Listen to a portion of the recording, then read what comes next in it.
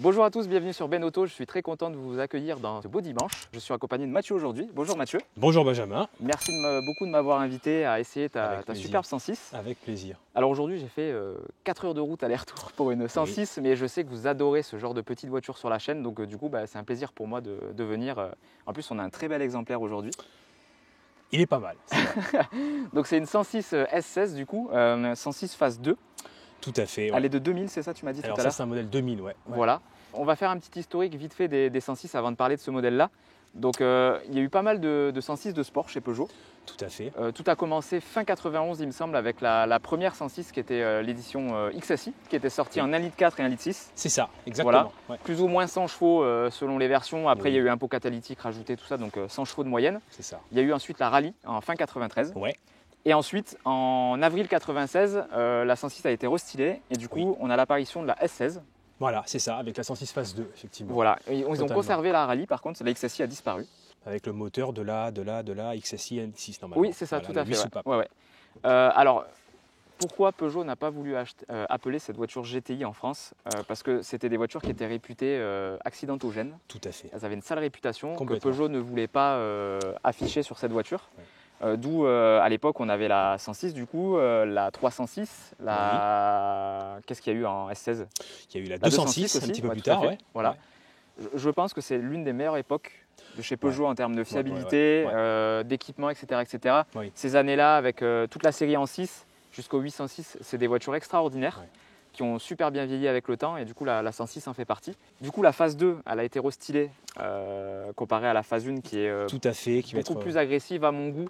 En termes d'extension d'aile, plastique noir, les liserés rouges typés 205. Oui. C'est une voiture assez rare quand même, la S16. Oui, tout à fait. 34 615 exemplaires. Précisément, de produits, c'est ça, voilà. C'est bien ça. Entre du coup 98 et 2003. Alors entre 96 et 2003, 96-2003. Oui, tout à fait. Pas beaucoup d'exemplaires de la S16. Elle est quand même appelée GTI dans les pays qui sont frontaliers à la France. Hein. Tout à fait. Il y a eu, je crois, Italie, Belgique, Suisse. Angleterre et Allemagne. Et Allemagne, GTI. Ouais. Reprenez-moi si je me trompe. C'est ça. Là-bas, ils s'en foutaient de la réputation de voitures accidentogènes ou pas. Ouais. Écoute, je pense que c'est à peu près tout. On va faire un petit tour de la carrosserie. Allez, allons-y. C'est parti. C'est parti. Alors Mathieu, déjà explique-nous un petit peu pourquoi tu as voulu acheter une 106 SS, depuis quand tu l'as, comment tu l'as trouvée, l'histoire un peu de cette auto. Oui, bien écoute, c'est une voiture que j'ai depuis bientôt 2 ans. Je recherchais une petite voiture, puisque moi je suis motard, j'utilise la moto tous les jours. Ouais. J'avais besoin d'une petite voiture pour me permettre de me déplacer quand j'en avais besoin, une petite voiture qui soit une voiture sympathique, de préférence une petite GTI. J'avais hésité à l'époque avec la Twingo RS que mon père avait possédée 10 ans en arrière, donc j'avais été en voir 2. Dans la même journée, et il s'est trouvé que la 106, bien que bien plus âgée que la Twingo RS que j'avais vue le matin, était dans un bien plus bel état. Et pour la petite histoire, c'est une voiture que j'ai trouvée donc à moins d'1 kilomètre de chez moi. C'est des gens qui étaient quasiment voisins avec moi.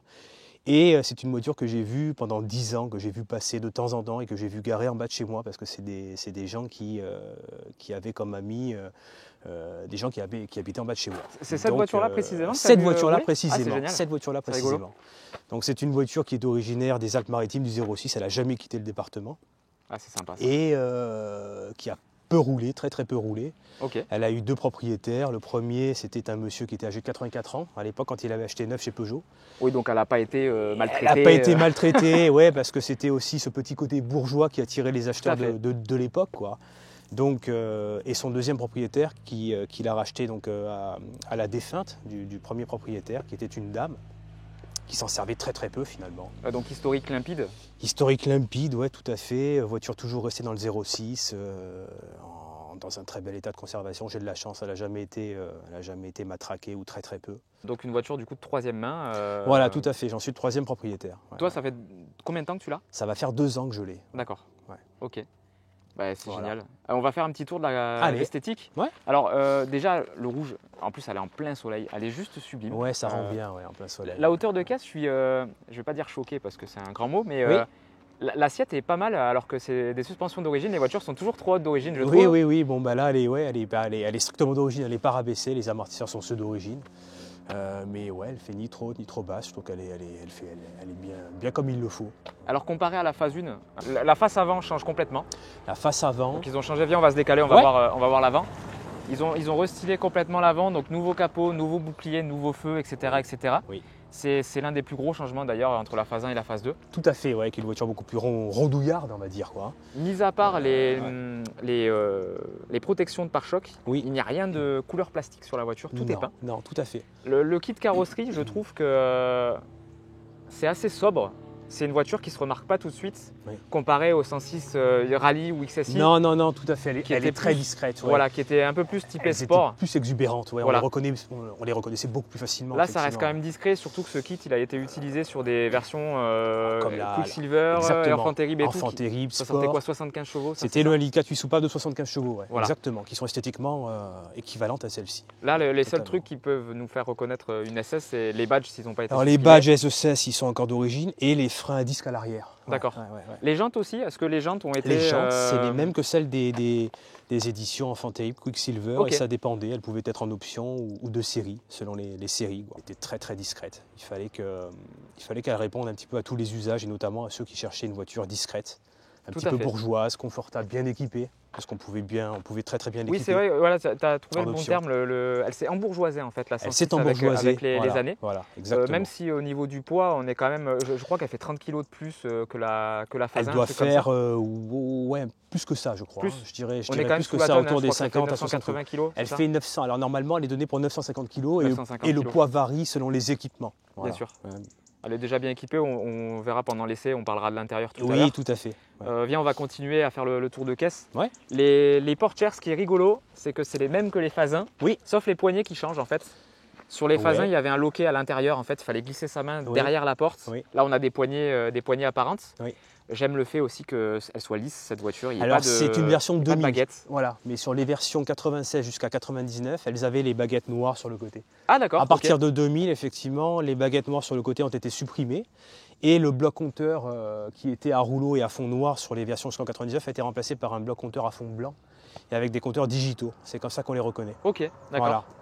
L'arrière, pareil, c'est très très semblable à une 106 phase 1, je trouve. Oui. Elle s'est juste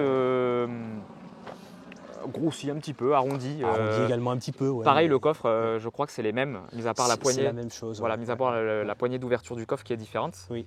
J'aime le petit pare-choc avec la grille derrière, le petit diffuseur là, je trouve ça hyper cool. Quand on la regarde vraiment comme ça vite fait, on pourrait vraiment confondre les deux 106 en... On pourrait, c'est vrai que de l'arrière, elles sont des voitures ultra similaires. Très similaires, on l'a pas dit tout à l'heure, les concurrentes de l'époque, sa plus grande concurrente c'était la Saxo VTS 1.6. Alors c'était la cousine et concurrente, même moteur. Tout à fait, même moteur, réglage châssis un petit peu différent avec une barre, je crois, si je ne me trompe pas, anti-roulis un petit peu moins épaisse et qui la rendait plus joueuse que celle-ci. Celle-ci va être plus stable, elle va moins glisser, elle va être plus rassurante pour les gens qui sont pas forcément des adeptes du contre-braquage ou de la glisse, quoi. Même si elle reste très joueuse néanmoins. Et est-ce qu'on pourrait, le doute, ce n'est pas la Clio 2 RS qui était sa concurrente chez Renault, mais c'était la Clio 1 S16. C'était la Clio 16S, la fameuse Clio 16 soupape de l'époque. Exactement, elle était, en fait, il n'y avait pas de Clio 2 encore quand la 106 phase 2 est sortie. Non, quand elle est sortie, non, pas encore. Ça prouve bien que Peugeot était en avance sur le design, je trouve, parce que comparé à la Clio 1, pour moi, c'est deux voitures d'époque différentes. C'est vrai que la Clio 1 faisait peut-être un petit peu plus... elle était sortie plus tôt. De toute façon, la Clio 2, même quand elle est sortie, je ne sais plus en quelle année. Elle est sortie, de mémoire, 98-99. Voilà, la Clio 2 RS a dû arriver fin 99, début 2000. C'était pas vraiment une concurrente parce qu'elle sortait 172 chevaux minimum, donc on était largement au-dessus de la 106. La grande sœur. Et pour les perfs, alors que la Clio sortait 150, on a le même 0 à 100. À peu de choses près. Donc ça prouve que le petit moteur de la 106 est vraiment... il marche très bien. Voilà. Viens, en parlant de ça, vas-y, ouvre-nous le compartiment moteur. On va aller voir ça. On va voir ce petit 1,6 16 soupape. Alors même Peugeot dit qu'il ne sort pas en réalité 120 chevaux, mais plus au banc. Écoute, moi je ne l'ai pas passé au banc, donc là vous verrez qu'elle est... C'est la seule petite entorse à l'origine. J'y ai monté une petite admission dynamique l'été dernier. Là, on a une belle admission en carbone que j'ai commandée chez un spécialiste. Et c'est une très très belle pièce, c'est la seule entorse à l'origine, pour lui donner ce petit côté, ce petit bruit d'admission en plus. Pour tout le reste, voilà, elle est c'est pas une modif irréversible, je suppose que c'est pas pas encore du les pièces tout. d'origine. J'ai totalement les, ouais, Voilà. j'ai toute la boîte air d'origine. Donc ce petit moteur, c'est un TU. Alors TU5 J4. TU5 J4, voilà. 4 soupapes par cylindre, contrairement au TU5 J2 qui équipait la 106 Rally Phase 2. Ouais. Et donc c'est le fameux moteur 16 soupapes, quoi. Donc ça fait 120 chevaux. Ça fait 120 chevaux, il est donné pour 120 chevaux. Tu as les newtons en tête, je les ai pas moi. Elle doit faire autour des 150 Nm, voilà. quelque chose comme donc, ça. Assez haut par contre, hein, à 5200. Voilà, on le verra pendant l'essai, mais j'ai lu pas mal d'essais avant de venir ici, que c'est un moteur qui est polyvalent dans le sens où sous 5500 tours, c'est une 106 complètement classique. C'est tout à fait classique. Tout ce et entre ça et 7400 ou 7800, tu m'as dit tout à l'heure. C'est une autre voiture. Voilà, donc j'ai hâte de voir ce que ça donne sur la route. Je trouve ça délirant quand même. Le moteur prend énormément de place. Il est gigantesque comparé à la B-moteur. Oui, c'est vrai que la voiture étant toute petite, ça reste un Elite 6. C'est des moteurs qu'on retrouve sur les toutes dernières petites sportives et notamment la dernière qui reste sur le marché, c'est la Hyundai i20N, mais en version suralimentée. Ouais. Mais c'était un Elite 6, ouais. Sauf que là, on est sur un Elite 6 Atmo, sans turbo, sans rien. On se rend pas compte, mais 120 chevaux peut paraître ridicule aujourd'hui. Ça paraît très peu. Je la compare à la Twingo RS qui fait 133 pour 150 kg de plus. Oui. Donc la différence de chevaux. Et encore, les Twingo apparemment sont avares en chevaux au niveau du banc. Oui. Mais là, 120 chevaux là-dedans. Déjà, je peux vous dire, l'essai de la 106 Rally était fou parce que quand on conduit ce genre de voiture vite, on ne se dit pas ça fait 103 chevaux, c'est pas possible. C'est vrai. Voilà. Ouais, et là, 120 chevaux là-dedans, j'ai vraiment hâte de voir ce que ça va donner. Surtout que ça va être la première SS que je vais essayer. Oui. J'ai eu une XSI, moi, il y a une dizaine d'années que je regrette beaucoup d'ailleurs. C'était l'époque où tu les achetais 1200 €. Oui, elles étaient pas chères. Il n'y avait rien à faire dessus. Et puis voilà, c'était une autre époque. Je regrette beaucoup cette voiture. Donc j'ai vraiment hâte de voir ce que donnent les 120 chevaux là-dedans. Tu vas voir, ça marche plutôt pas mal. Eh ben écoute, je pense que tout le monde attend l'essai. On va s'installer à bord, on va parler un peu de l'intérieur pendant qu'elle chauffe et puis on va faire ce qu'il faut. Allez, parti. C'est parti. Alors du coup l'intérieur, on se retrouve dans une 106 phase 1 quasiment. Hein. On se retrouve, oui, c'est quasiment la même chose. Ouais, je me souviens du panneau de grille d'aération, de chauffage de ma XSI. Et là, mis à part le volant, je trouve ça dommage qu'ils aient l'airbag, hein, forcément, avec les normes de sécurité. De l'époque, qui faisait déjà un airbag. Ouais, mais après, il reste quand même fin, il est quand même tout petit. Donc, il est petit, tu verras, moi je trouve c'est pas vraiment gênant. Voilà. Non, c'est pas gênant. J'ai toujours tendance à comparer aux phases 1 qui sont plus pures pour moi. Mais bon, elles sont beaucoup moins puissantes que la S16. C'est différent. Et c'est vrai que tu vois, là, on est en ville, à la rouler comme ça, t'as l'impression d'être dans une 106 Kid ou autre, hein, quoi. C'est complètement normal. Tout à fait. C'est ça qui est rigolo. Hein. Direction, elle est vraiment agile, cette petite voiture. On fait plus des voitures de ce gabarit-là, mis à part si tu tapes dans des 108 ou des Twingo ou quoi. La descendance, on peut pas dire que ce soit vraiment... ça n'a plus rien à voir. Quoi. Surtout que là-dedans, tu as de la place, quoi, comparé aux autres. Tu as de la place, malgré le gabarit tout petit de la voiture. Ouais. Et tu vas m'en parler aussi du confort. Tu vas me dire ce que tu en penses.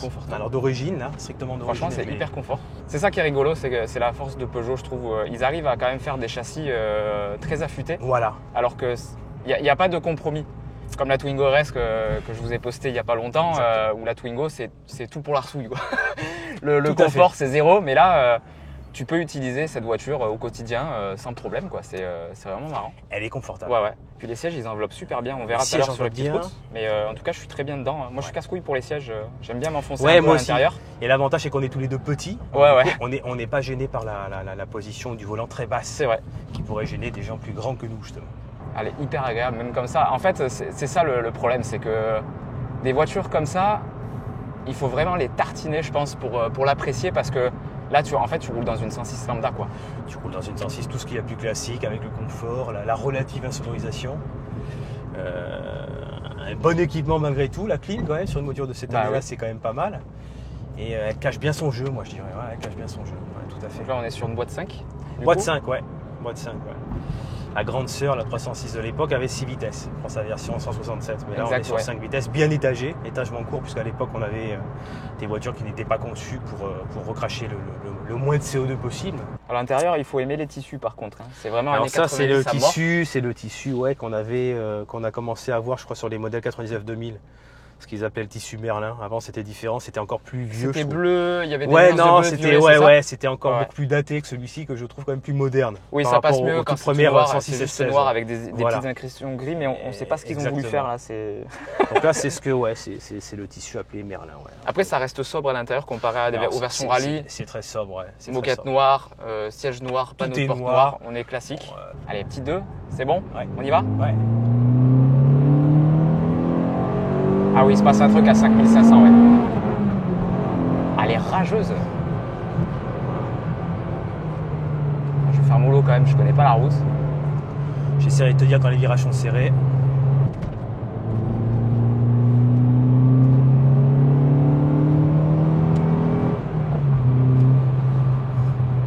C'est un karting. Alors là, même avec les suspensions d'origine, elle prend un petit peu de roulis, ce qui te permet de bien sentir la voiture.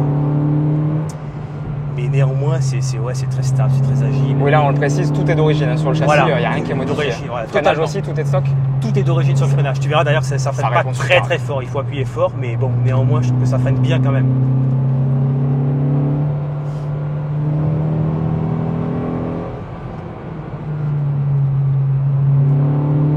C'est l'éclate.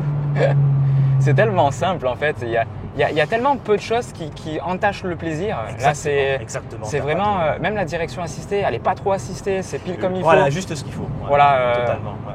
Je regrette ces directions assistées hydrauliques qui sont légèrement fermes, mais pas trop. Ouais.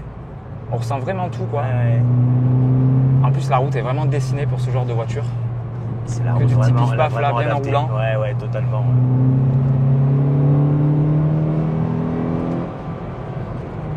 Ouais, les freins, il faut un peu appuyer, mais ça répond. Fort. Après, ça répond quand même. Ouais. Mais la route, ça, c'est un terrain de jeu. C'est vraiment un terrain de jeu ici. Ouais.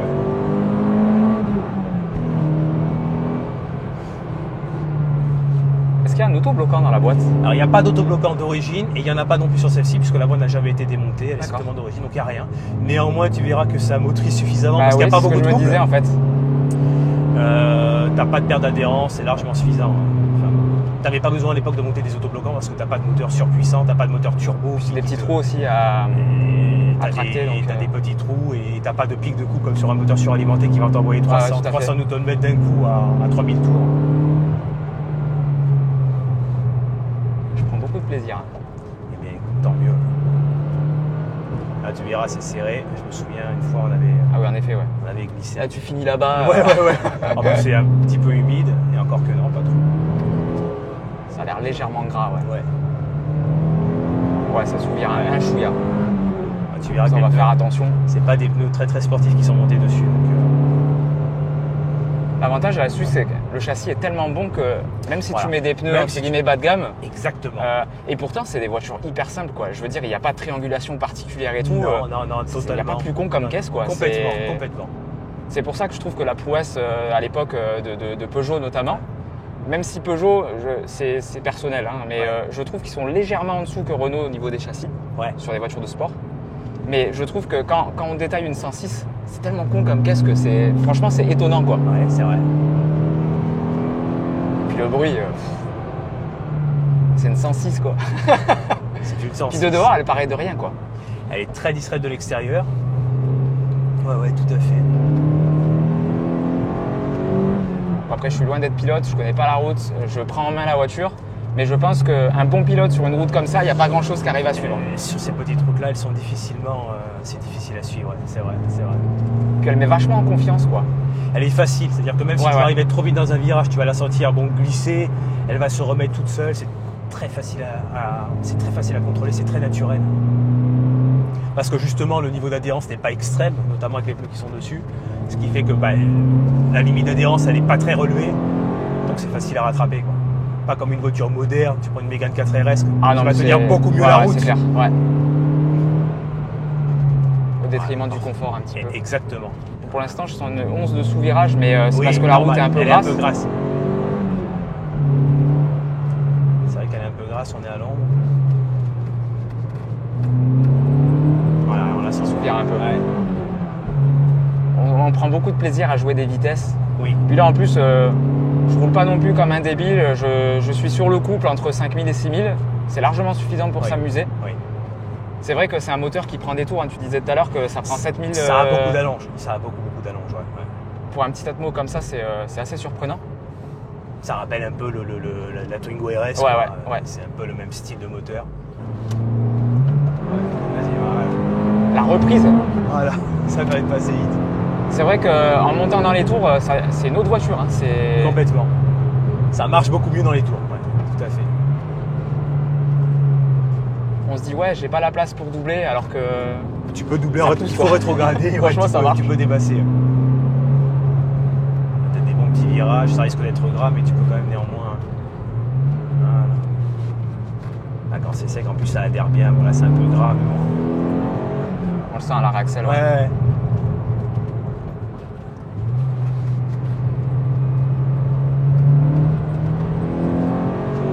Ce qui est marrant, c'est que tu vois, on n'a quasi pas de couple. On n'a que 120 chevaux, mais il faut quand même doser l'axel quand c'est un peu gras. Ouais. Je pense que ça, c'est parce que les pneus d'origine ne sont pas extraordinaires. Allez, top. Petite boule de nerf là qui ne manque qu'un truc, c'est vraiment s'exprimer quoi. C'est exactement ça. Ça va le roulis, franchement, on le sent pas de. Port des suspensions d'origine. Ouais. Ouais, le frein ça va. Ça va quand même. Par contre, il faut vraiment appuyer. Il faut appuyer fort. Voilà. C'est pas comme les voitures modernes. En fin de course, il faut vraiment. Il n'y a pas d'ABS, donc on peut pas voir le mordant d'une voiture moderne parce que sinon tu bloquerais les roues tout de suite. Mais j'appuie radicalement fort quand même. L'ABS, il n'y en a pas du coup, mais il n'y a aucune once de blocage ou quoi. Non, alors que les roues sont toutes faut petites. vraiment taper fort. Ouais. Ça bloque. Mais c'est très bien géré. C'est très permissif quoi. Voilà, exactement. Et du coup, on a beaucoup plus de feeling dans les freins, je trouve, sans ABS. Exactement, totalement. Oh, c'est génial. Tu as choisi une route parfaite pour cette voiture. On a de la chance, il n'y a pas trop de monde en plus. Et je viendrai tous les jours, moi, avec. Ah bah ici, ouais. La route est très belle. Voilà, c'est un peu plus sec que là-bas. Oui.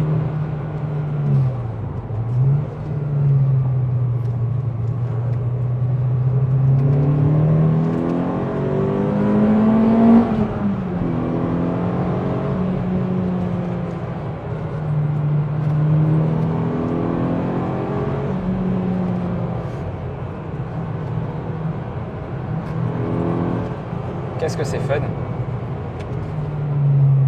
Le tout sans aller très vite en plus. On a des sensations. On dépasse pas 120 là. Voilà.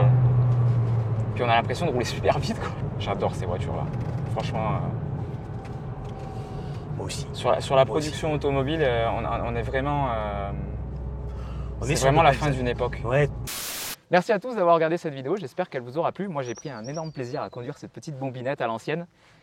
On le disait pendant l'essai, c'est quand même regrettable que ça n'existe plus, ce genre de voiture. On les regrette, ces petites voitures. Donc achetez des voitures comme ça, faites-vous plaisir pendant qu'on peut encore rouler avec. Oui. Merci encore à toi Mathieu de ta gentillesse, de m'avoir invité à essayer ta très belle 106. J'ai pris un énorme plaisir. C'est de coutume, c'est la règle. Je vous invite à liker, commenter la vidéo si elle vous a plu, mais surtout à vous abonner à la chaîne, c'est méga important. Merci à tous ceux qui le font et merci à tous ceux qui le feront. Et moi, je vous dis à dimanche prochain pour une prochaine vidéo. Prenez soin de vous, je vous fais des bisous. À très vite. Merci Mathieu encore. À bientôt. Je t'en prie, à bientôt. À bientôt.